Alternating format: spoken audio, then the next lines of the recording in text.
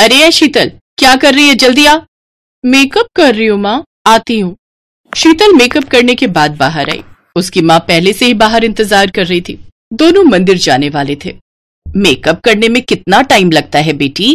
Time लगता है माँ, आप नहीं समझोगे।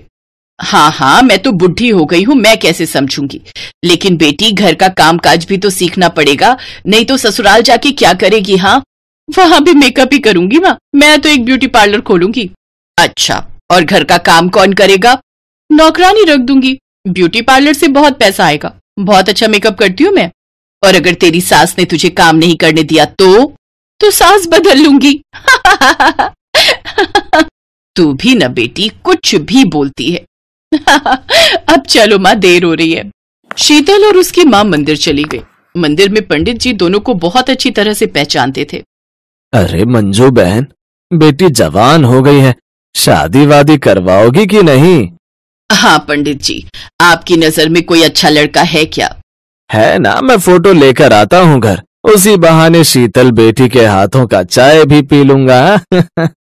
पंडित जी शाम को एक लड़के का फोटो लेकर घर आए। लड़के का फोटो देखकर शीतल शादी के लिए मान गई। लड़के का नाम मुकुंद था और वो किराने की दुकान चलाता था। और 1 महीने के अंदर शीतल की शादी हो गई। ससुराल को लेकर हर लड़की की तरह शीतल के मन में भी बहुत सारे सपने थे, लेकिन हर लड़की की तरह शीतल के सपने भी टूटने वाले थे।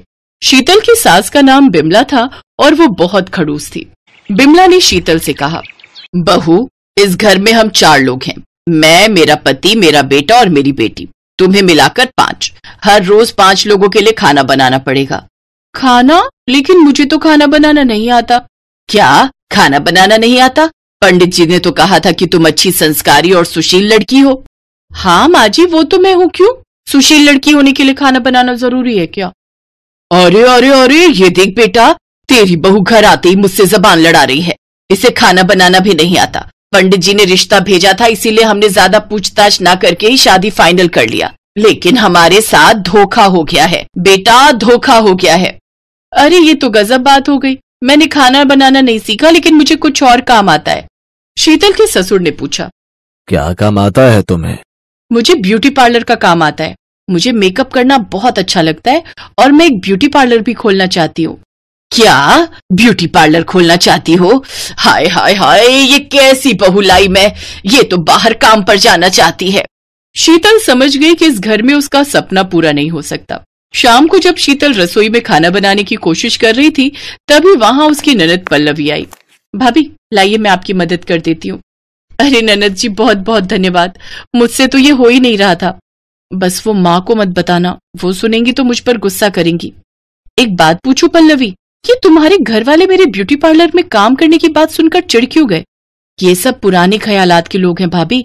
आप और हम मॉडर्न हैं, हमारे ख्यालात इनसे नहीं मिलेंगे। सच बताऊं भाभी, मुझे भी ब्यूटी पार्लर खोलने का बहुत शौक है, लेकिन मुझे मेकअप नहीं आता अच्छे से। अरे वाह, चिंता मत करो, मैं सिखा दूंगी तुम्हें सब कुछ।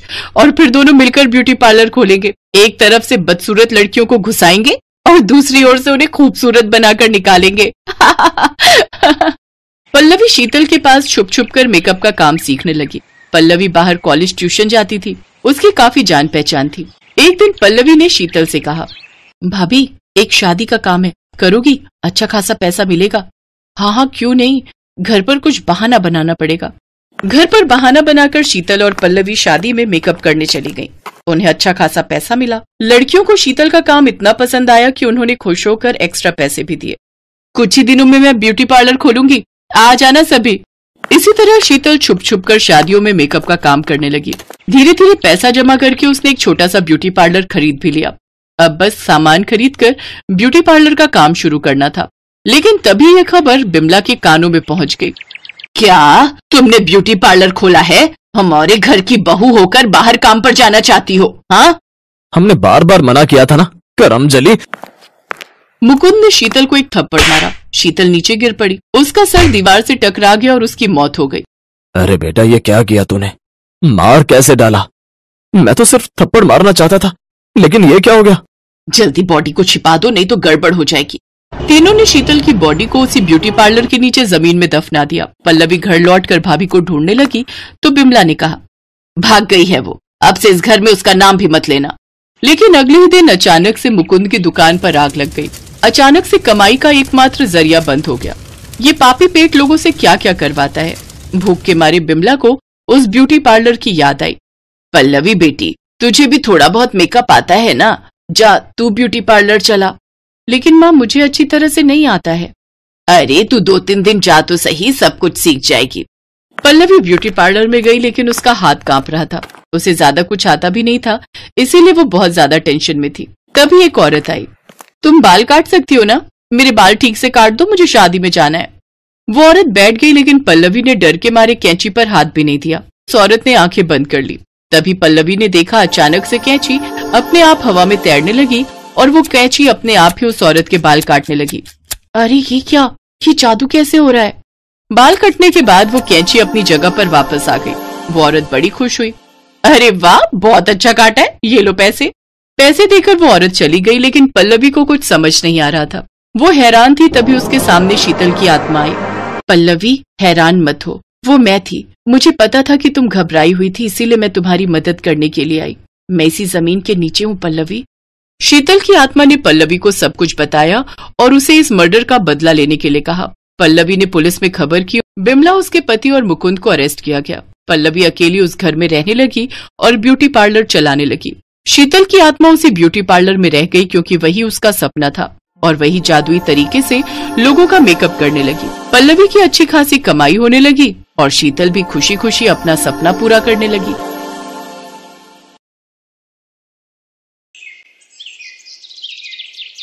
कोमल के चेहरे पर बचपन से ही काले धब्बे थे, इसलिए सब उससे नफरत करते थे।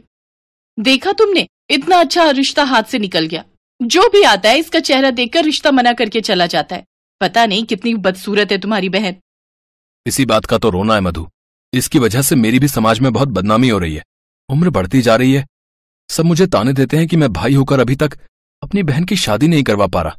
पता नहीं ऐसी बदसूरत बहन का भाई होना ही मेरे भाग्य में क्यों लिखा था। अब बस भी करो, तुम दोनों तो कोमल के पीछे ही पड़ गए हो। इसमें उस बेचारी की क्या गलती है? जब ये पैदा हुई थी तभी से इसके चेहरे पर यह निशान है। पर मेरी बेटी लाखों में एक है। कितनी गुणवती है, पूछो जरा मधु से। घर के सारे काम करके ये देती है, बाजार से सामान लाना, बनाना, सबकी देखभाल करना। अगर कोमल ना हो तो इस घर का क्या हाल हो, ये तुम नहीं जानते। माँ, भैया भाभी ठीक ही तो कह रहे हैं। मेरी वजह से इन्हें कितनी बातें सुनने को मिलती हैं। काश मैं पैदा होते ही मर जाती तो आज आप सब पर इतने दुख ना आते।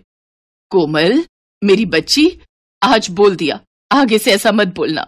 तुम्हारे पिता के जाने के बाद तुम दोनों बच्चे ही तो मेरा सहारा हो। रमेश, अपनी बहन को गलत मत बोल। अगर उसे कुछ हो गया तो मैं तुझे कभी माफ नहीं करूंगी।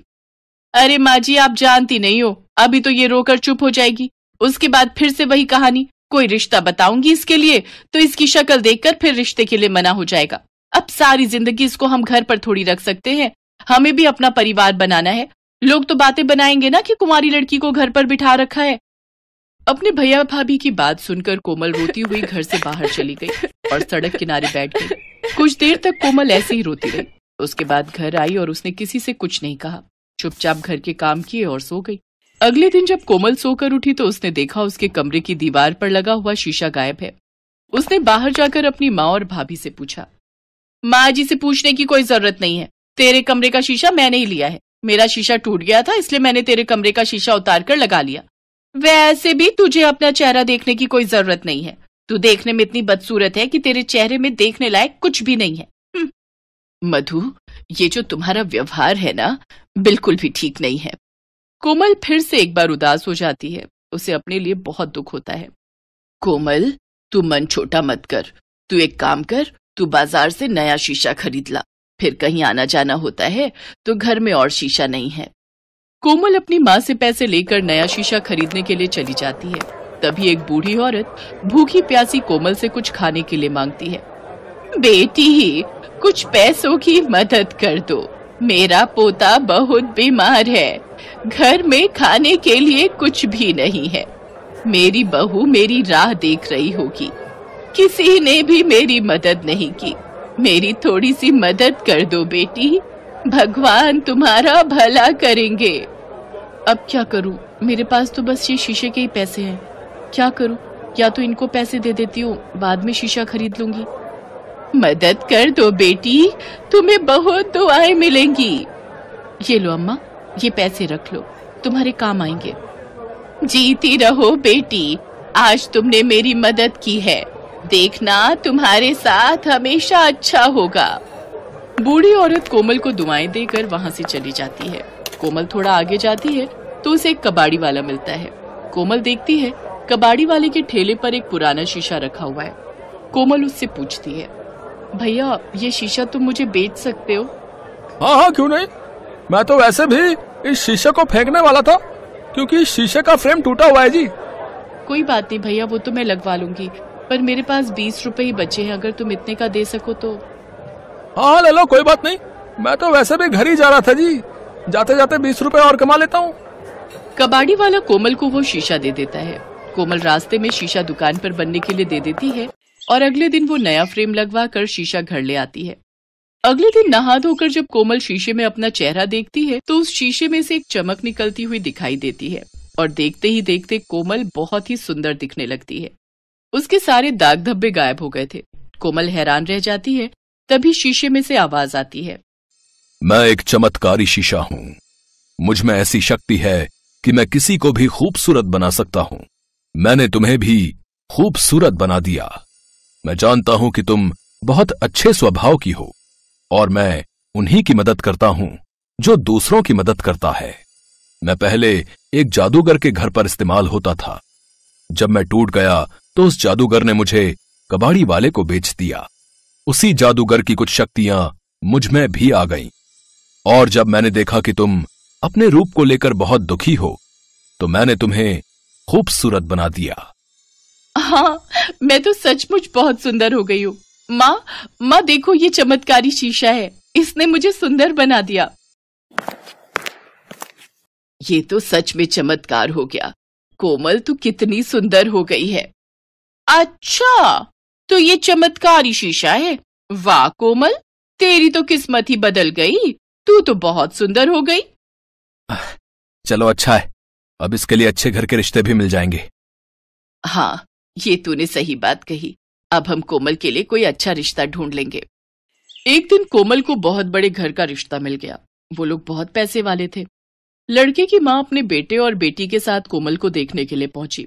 लड़के ने कोमल को देखते ही पसंद कर लिया और दोनों के रिश्ते की बात हो गई।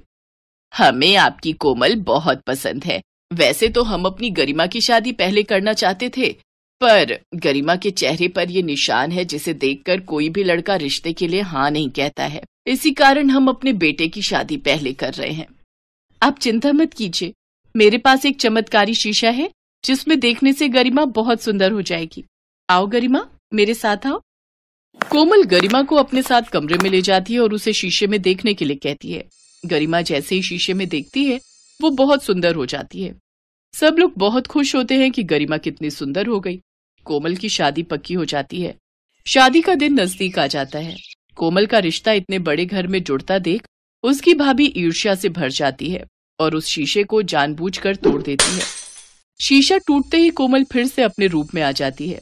पर ये क्या, कोमल के साथ साथ मधु भी बदसूरत हो जाती है और उसके चेहरे पर दाग धब्बे हो जाते हैं। मधु घबरा जाती है। ये मुझे क्या हुआ? मेरा रूप रंग कहाँ गया? मैं बदसूरत कैसे हो गई? मैं तो कोमल से भी ज्यादा बदसूरत हो गई।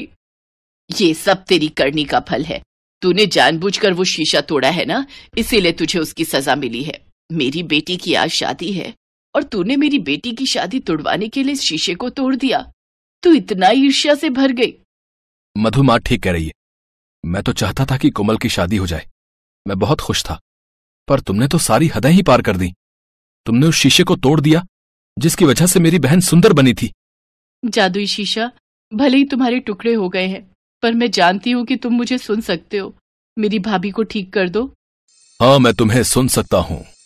मेरा जादू खत्म होने से पहले मैं तुम्हारी भाभी को ठीक कर सकता हूँ, पर इसके लिए तुम्हें अपनी सुंदरता का बलिदान देना होगा।